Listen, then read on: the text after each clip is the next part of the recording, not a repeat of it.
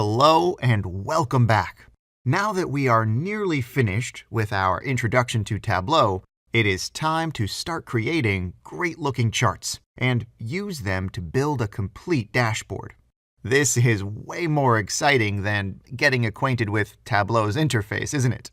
To do that, we'll solve a complete real-life exercise, and each lesson will build upon the previous one. Sounds great, right? All right then, let's get started. Here's the Excel data we'll use.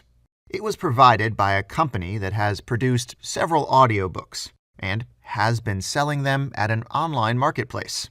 One of the main components of that marketplace is reviews. So we have two files, one about sales and another one containing information about reviews customers left for each audiobook.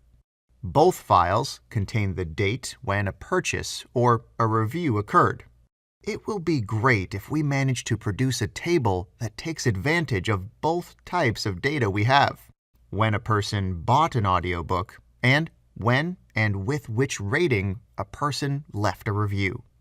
If we manage to do that, we'll be able to create several different charts in Tableau that would allow us to learn if the number of reviews the company receives has been growing. How did the average review score change over time? What is the percentage breakdown between 10-star, 9-star, 8-star, and other types of reviews?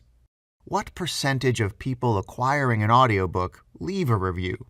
Visualize the correlation between audiobook sales and number of reviews, or perhaps visualize the correlation between average review score and sales. In the lessons to come, you'll see how to do all of that. Stay tuned, and thanks for watching.